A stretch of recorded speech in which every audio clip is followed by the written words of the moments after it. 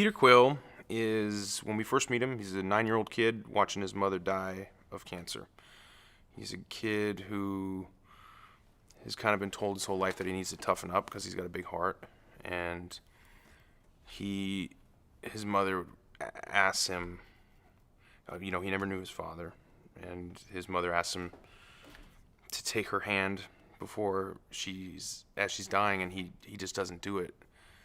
And then immediately after, he's like sucked away into space and raised by Yondu, and so who also tells him that he has to toughen up, and so he's been living his whole life trying to pretend like he's tougher than he is, when in fact like he's sort of stunted at that moment of when his mother asked him to take his hand. He's like a kid at heart, but he gets free reign. He gets to do whatever he wants in space. He gets his own ship. He gets to eat whatever candy he wants. There's no rules, and so he enjoys that.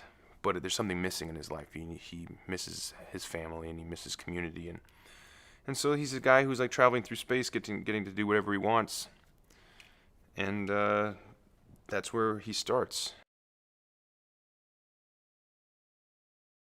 The story is told from his perspective. I mean, but it's not his story only. It's definitely an ensemble.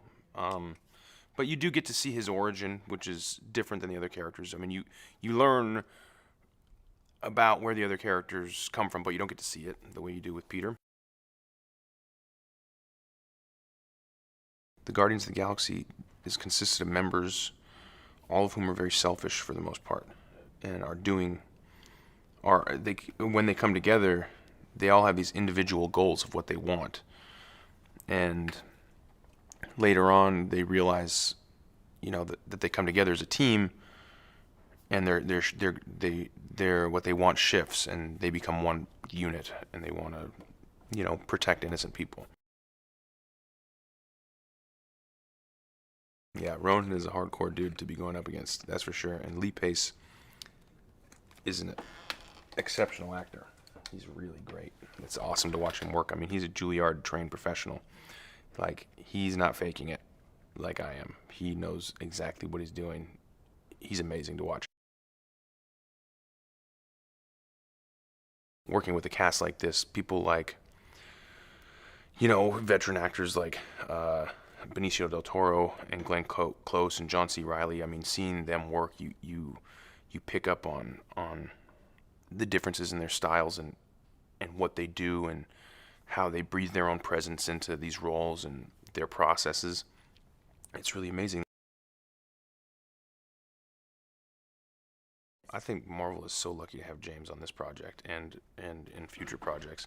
He was born to direct a Marvel movie. He's a huge fan of all the comic books. He understands the logic of all the comic books. He's not easily impressed, which is really important in a movie like this, because the sets, the props, the costumes, everything is so spectacular that it's pretty easy to say, that's great, move on. I'll see a take and I'll look at it, I'll be like, that was awesome. He's like, no, here's what we need,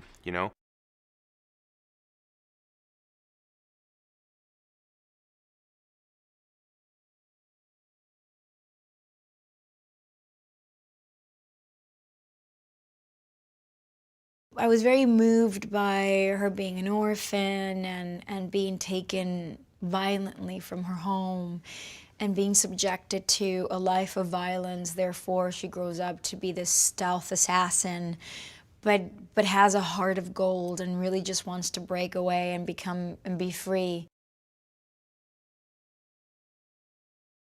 She's the kind of character that the first act of the movie, you kind of have reservations about what she will mean to you for the rest of the story, because she's relentless, she's lethal, she's working for the dark side, and she's not really allowing her cards to be read that freely with the people that she's working with. And then it's not until like the end of Act 2 that you kind of go, oh my God, this girl really just wants to make good, and she has a conscience that she can't really run away from it. Their goals are revenge and money and freedom and things like that, but deep, deep down, They want to belong to a family. All of them. All of them want to belong to a unit. Yeah, and they come to terms, they sort of like face that reality by going through catastrophical like events that will threaten their own lives. And that's what I felt very endearing. They're renegades, they're radicals, they're Rolling Stones, they're the forgotten. Nobody pays attention to them. They're the ones, they're the thieves, the bounty hunters, and the neglected children that just want to get away. And all of a sudden they all find each other, and by messing things up, they end up rescuing the galaxy of total catastrophe. And that's what I loved the most about the script, that it wasn't a typical superhero movie.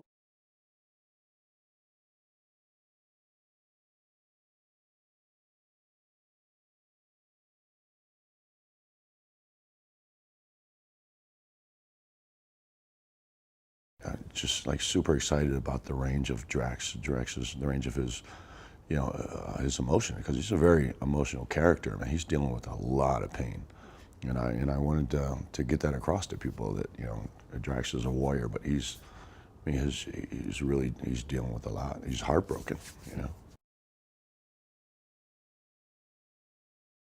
His sole purpose in life is to get revenge. It's all he's living for. And just kind of through chance, he hooks up with a bunch of other misfits with chips on their shoulder, and it's kind of cool because at first they don't click at all. I mean, not at all. They're kind of just, they couldn't be any more different. They've all got very jaded pasts. They're not like your typical superheroes.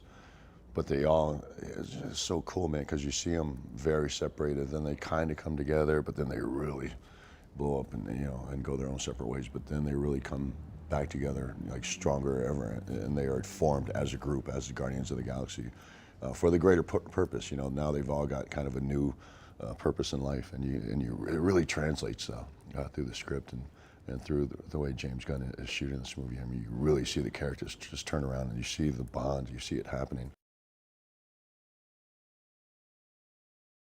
It has to be something that everybody can relate to, and there's something about every character in this movie that somebody can relate to. They will relate to it, and that's kind of the cool thing about it, And that's what I think. That's them having that that kind of vulnerable element to them is what is going to make this so special. Because we're not, we're not, like superheroes that are indestructible. We have that humanity to us.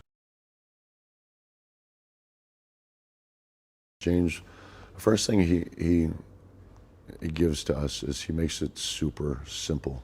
He makes everything very simple, and that is because he's got such a clear vision of exactly what he wants. He knows what he wants, and so he just makes it real simple, because we don't feel like there's any tension in the air, man. He knows exactly what he wants. He's a great guy. He's not like, we don't feel like he's our boss. He's one of us. He's in there with us. He's in the fight with us.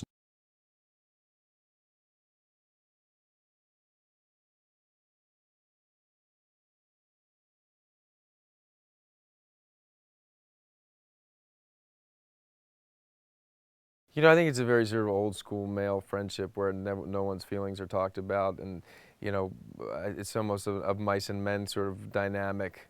Not really respecting group, but at the same time being protective. And also you kind of feel like, well, maybe it's a means to an end, because that's his protection, that he's a raccoon in a lot of ways that doesn't have the ability to do things that this huge tree can.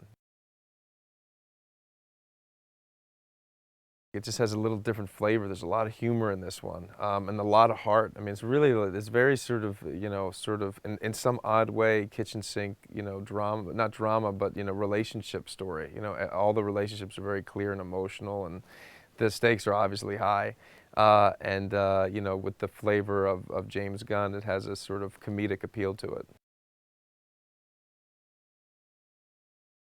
Yeah, for me personally, this is the kind of Marvel movie I'd like to see because it's absolutely fresh. There's nothing like it, that's for sure. I think people are going to be kind of blown away with how unique it is.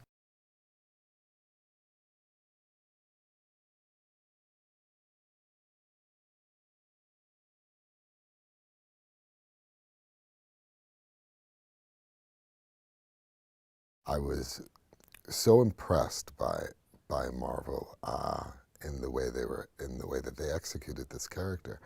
I was just saying, I feel like the execution of this character has gone further than any comic book iteration of it. And just by seeing the maquette, you see that this is a real live, breathing character with a lot of dimension. You really get the sense that these are misfits in the way that we all are. And the way that they come together is the way that we all want to come together with people, and we all want to relate. And simple concepts like friendship and friends. He's the guy that starts in this movie with, in essence, the quintessential best friend, with his relationship with Rocket, that's complex. And it's interesting how in this movie, even with his best friend, he's learning things about him. You can see his enthusiasm about taking this film and going beyond expectations. It's amazing how successful the Marvel Universe has been, and to see someone like James that is committed to trying to break the mold is inspiring and always a blessing as an artist to work with.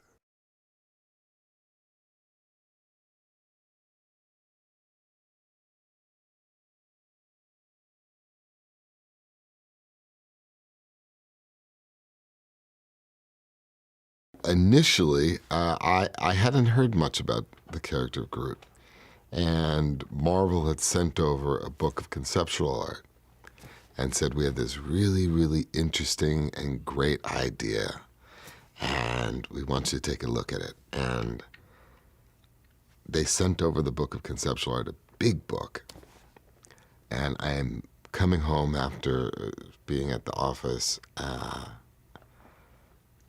and I go to see my kids, and I open up the book to the double truck image, and I say to the kids, what character do you think they want Daddy to play? And I expected, the cool gun character or the big muscle character. They chose the tree. They immediately pointed at the tree. And I thought there was something interesting about that. I thought that this character has the potential to touch people in a way, to reach people in a way that none of the other characters I've ever played before have. I'm lucky because there is such a great ensemble cast. The actors in the movie, the acting in the movie, the portrayal of characters is so fun that it was kind of, in some ways easy for me to play off of what I was watching on screen. I had the luxury of being able to see their performances and reactions, and I was able to either answer their performance or set up their performance. And really interesting experience. It's a really interesting experience, and I'm really kind of so grateful that so many minds, so many great creative minds came together to work on a character. I've always fantasized about learning every single language in the world and and bringing the intonations and nuances to each territory, to every theater in the world. That's our fantasy, right? If you're going to go and see a movie that I've made in any theater, you will feel what I hope to bring to that experience. We have people, language coaches from all over the world that have been in the booth via phone, satelliting from Russia, from China, from Brazil, from France, from Mexico, and they're all kind of listening to every single take, and they're hearing how precious we are about every single take. And there's a certain process because you want to learn the correct way to pronunciate something, like the correct way to pronounce in whatever language, I am Groot or whatever, and then you want to kind of dirty it up without losing the translation. So you want to kind of, there's the second part of it. Once you know how to say it, how do you beat up the line to allow the line to accommodate each specific scene? The character feels like it's filled with promise and mystery, and it feels like there's something. It feels like the audience is going to be with Groot for a long time, because just his presence promises some kind of wisdom that if we stick around, we'll get. When you're watching the movie, you see the expertise of Marvel. And at the same time, you feel like you're on this explorer's vessel going into new territory.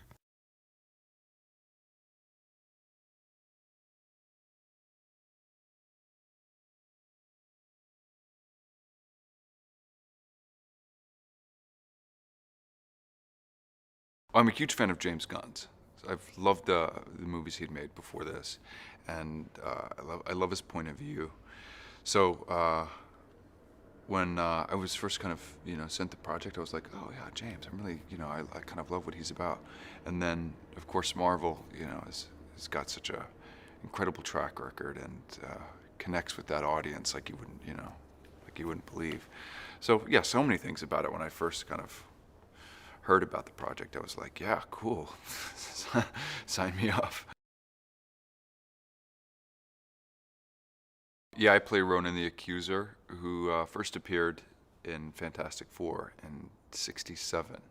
And throughout the years, he's been reinvented and he's popped up in lots of different ways. He's been a good guy, he's been a bad guy. And the more I've thought about the character and worked on the character, the more interested I am in kind of what he represents in a lot of different ways, and I think what he represents is so universal that it's what makes the character reinvented and so iconic through the years in different forms. He's the judge. He's the accuser. He's brutal. He sees a very specific kind of justice, and I don't think you have to kind of look far and wide in our society to see those figures, who see it's that patriarch who sees this is the way, this is the side of right, this is the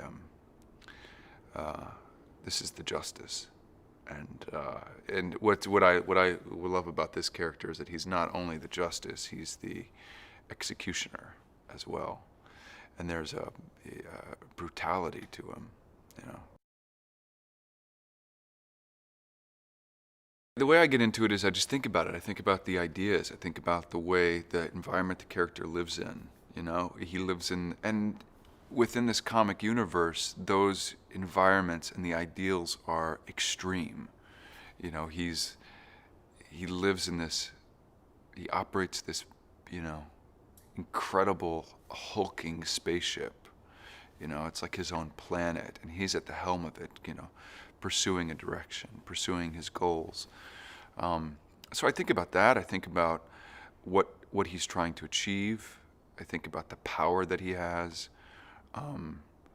And he's an alien. He's an alien warlord. He's different than people. He thinks in a different way. He behaves in a different way. And that's a very kind of, it's a conceit that frees you up as an actor to not necessarily have to behave like a human. I go blue, and then on top of that, we do this great black war paint. It's like a tar painted across my face, which I love because it acts like a mask in a way for the character. And I think about it. I move my face in a different way. But what's great about that too is that it's not the way the character looks. It's the way he wants to look. It's like he's got blue skin, but on top of that, he's painted this fearsome mask, because that's how he wants to present himself to the world. There's Star-Lord, Peter Quill, who's played by Chris Pratt, and he's actually one of the funniest guys I've ever met, and he's brought such an incredible humor to this character, and it's been so fun to watch him work on set.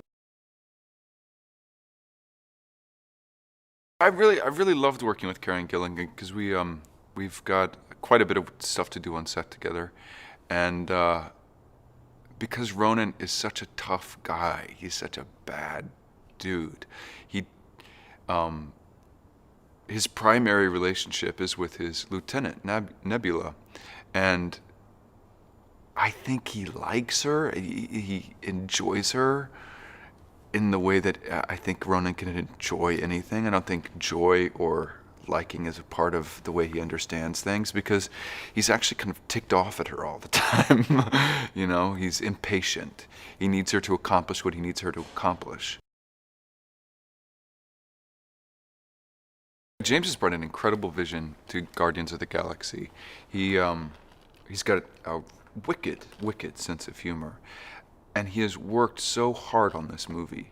He has thought through every little corner of this galaxy, every little corner of all of these characters' psychology, and brought his humor and his creativity to all of it.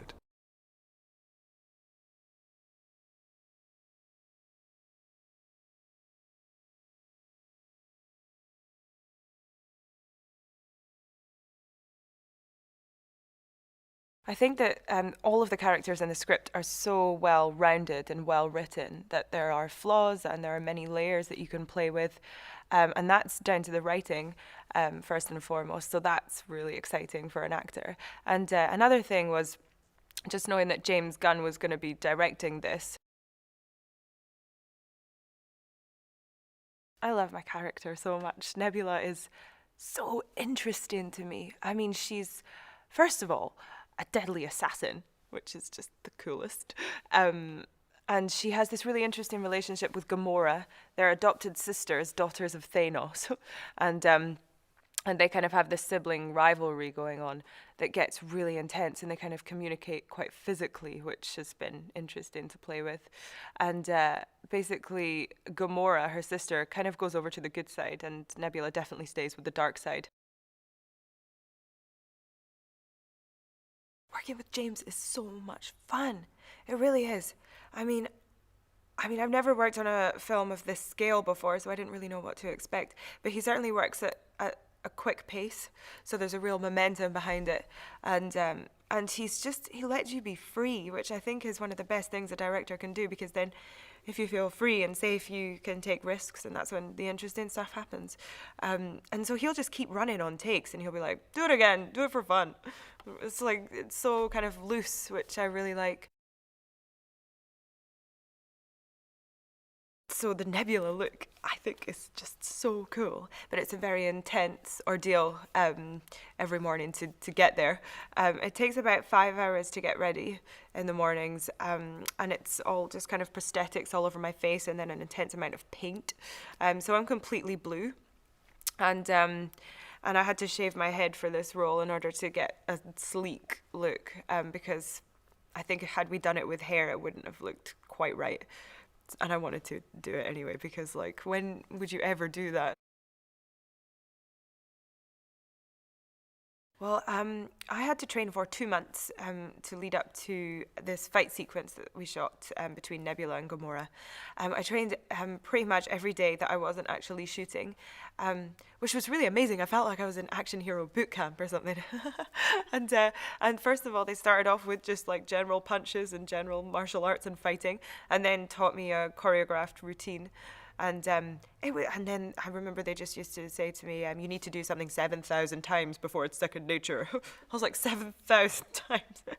Oh my God.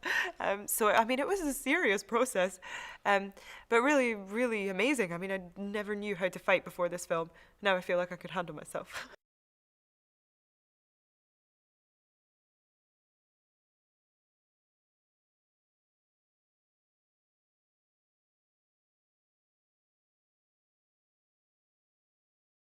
It was kind of very cool to get like a phone call to play a character. The way he described it was very cool. I didn't know anything about that character, but and then I got a chance to read the script, and the script was very simple but very colorful, and I immediately gravitated to it, you know, and felt like this is a really cool story. You have a little bit of freedom to go to create something, you know, new for the character, since he hasn't been played before, and but it comes from the story, you know. Everything is there in the script. They're all dysfunctional in a way, and I think that it's almost like they're like underdogs, and they eventually find themselves in a situation that is very dangerous, and they choose to do the right thing. And I think that's always relatable when it comes to movies or literature or art. It's just like the feeling that these characters they have a choice, and even though the way they get to that choice is not a straight line, they end up doing the right thing. You want to do better for him because he knows where he's going. So I think all the actors are very happy to be working with him.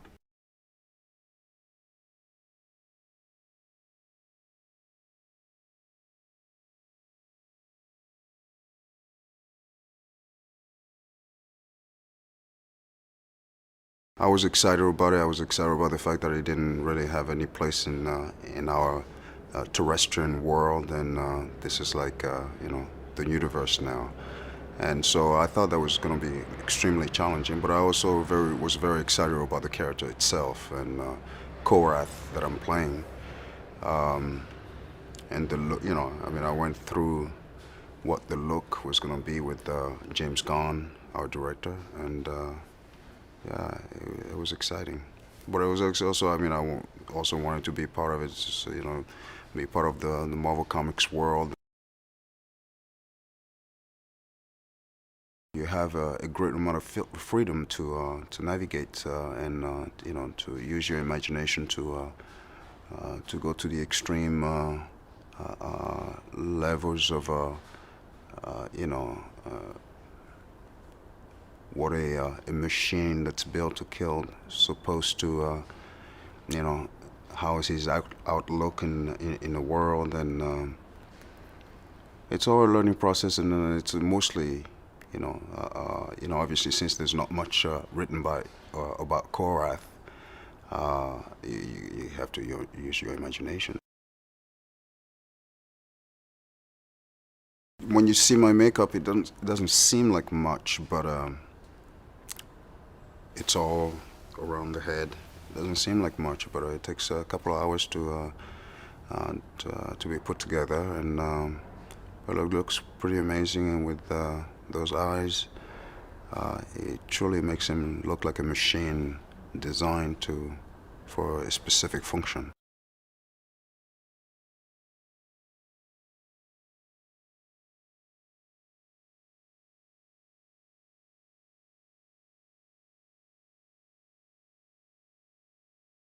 I could really see the movie in my head. I could see what it was visually, not so much from a story standpoint, but visually.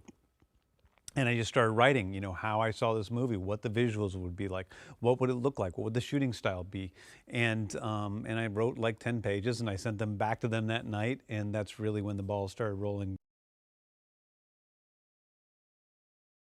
I think the Abnett Lanning run on Guardians of the Galaxy is the one that's the closest in tone to what we're doing in the film. I mean, first of all, we're using the characters basically that Abnett and Lanning used. And there's something about their tone, which is both, humorous, but also, dark in places, very big, but also light at the same time. It's a very interesting mix of tones that I think we do that same thing with the film. The first person we meet is Peter Quill, and we meet him very early on when he's a young child and he's losing his mother. And I think we feel something for him because he seems like a good kid, and he had a bad run in life, and he's abducted by aliens. And we meet him again 22 years later when he's sort of this jerk who's stealing things from other people and not a great guy, and he loves Femalians and is not the nicest guy with them either. And he's sort of a guy that has a lot to learn, both about the world around him and about himself.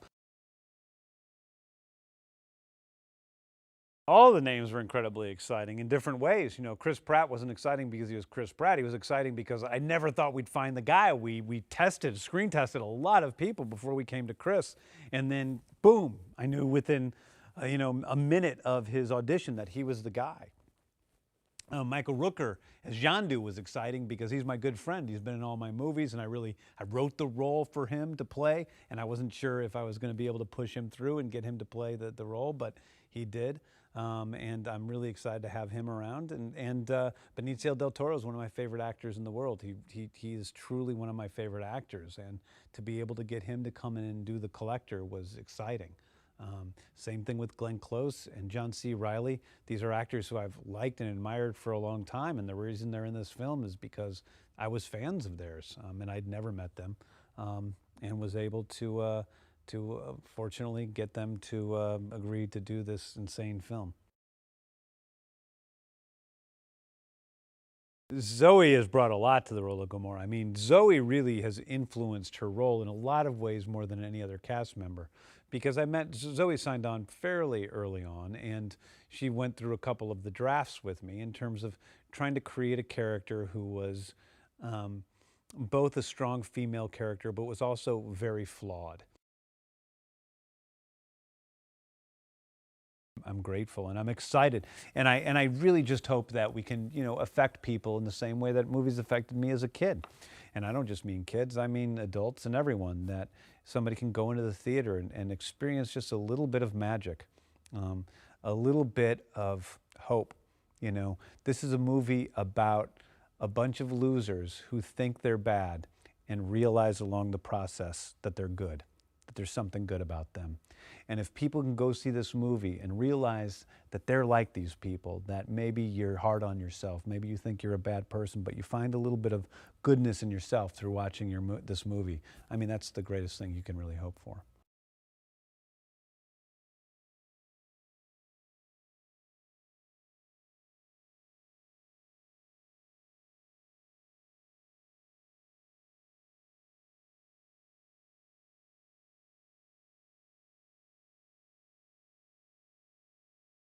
There's something cool about we're going a different direction with it, and we're going to do something totally new, totally unexpected. And so I think as much of anything, the idea of just pursuing something that seemed crazy on the surface was really appealing to us because we can try something totally new. And I think at the same time, I think we all wanted to do something not just straight on Earth, you know? And so Guardians gives us an opportunity to kind of do a space film. The Guardians is a group of misfits and ruffians and scoundrels. I mean, none of them really are heroes. They meet in prison for a reason because they all got thrown in jail. It wasn't like they were wrongly accused and got thrown in jail and it was a travesty. No, they're not the best guys. I mean, they're kind of selfish, self-interested, kind of have their own reasons for doing things, and they don't really care about anyone else. You know, one of the fun things about finding directors for these films is we're really trying to find guys that have something to say and have done a great job of saying it on a really small scale or in an unexpected place, and then giving them kind of this huge Marvel canvas to play with. And so with James, we have this guy who had made a couple really interesting films, had written some really interesting screenplays, but had never been given the keys to like a gigantic, you know, summer vehicle, you know? And it was like, here you go. Let's see what you do with it. And from the outset, I think he understood that it couldn't be an R-rated James Gunn film, but that it needed some of that wit and that humor and that charm kind of infused in it. So he walked that line right away really, really clearly. You know, he's kind of had this rough go of it. You know, Peter's had this rough go in life and kind of not loving the cards he's been dealt. And then over the course of it, he realizes he's more than that. And he's a hero, and he finds the good inside of him. And we kind of see him go on this evolution from kind of put upon space pirate who does not really, you know, living the best life to kind of being a hero. Now, there's something really great about his journey. And I think Chris Pratt is just, he's got so much humor. He's got so much to like about him. It's really, really exciting.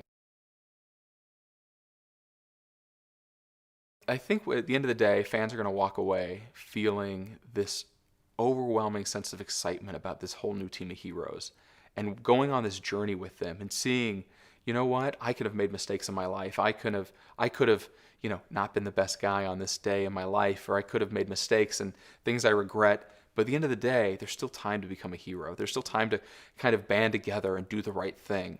And when circumstances arise in which you got to do the right thing, you know, you find it in yourself to do it. And I think that's part the nicest message of the Guardians is kind of family's what you make of it. Family's where you find it, and you still have time to do the right thing.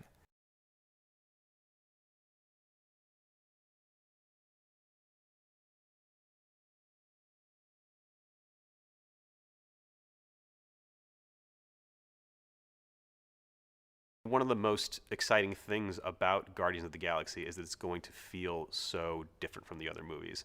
It doesn't take place on Earth. It's not Iron Man or Captain America 2, which takes place kind of in a grounded Earth environment. It's almost entirely in outer space. It's a big space opera, science fiction adventure, and in that way, it feels totally different. It takes place in a different galaxy than all the other movies. But at the same time, it still feels distinctly like a Marvel-branded movie. It still has the same sense of humor and action and scope and sense of stakes and exciting characters at the core. At the beginning, everyone in the movie, all of our heroes, Quill, Drax, Gamora, Groot, Rocket, they all kind of think that they're worthless in their own way. They think they're scumbags or thieves. They just don't think they have anything to offer the world. And by the end of the movie, they've found it in themselves that they're the only people who can save it. It's incredibly exciting. We've assembled a cast for this movie that may be the best we've ever had in a Marvel movie. Between Benicio del Toro and Glenn Close and John C. Reilly and Bradley Cooper and Chris Pratt and Zoe Saldana and Dave Bautista and Vin Diesel and everyone else who's going to be in this film, it's an amazing cast from top to bottom. They've all done an incredible job. I think fans are going to love the sense of humor that this movie has. It's probably the funniest Marvel movie that we've ever done. James has a great sense of humor in his writing and his direction and the way he frames the scene. And I think people are going to be surprised in the same way they were surprised at the Avengers at the amount of comedy that's included here.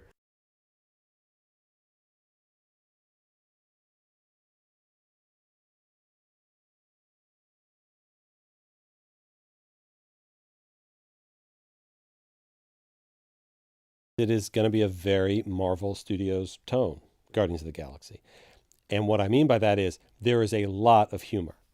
And I think people will walk out of the movie saying that the humor was one of their favorite things. That has been the case on most of our films. That has been the case on Thor. That has been the case on all the Iron Man films. That has been the case on the Avengers. So Guardians is holding true to that tradition. I think Guardians is one of the best ensembles for a first movie, for an origin movie that we've ever had, because it's so eclectic. And we didn't set out to say we want an unknown for the lead, we want a movie star for the voice. It just evolved like that. Again, because we have the freedom to say anybody is on the table. We auditioned many people for the role of Star-Lord, of Peter Quill, and did a number of really detailed screen tests on this one. And Chris Pratt by far just won the part. He was funny. He could be cool. He was sexy. He was ridiculously hilarious in certain aspects, which he has to be.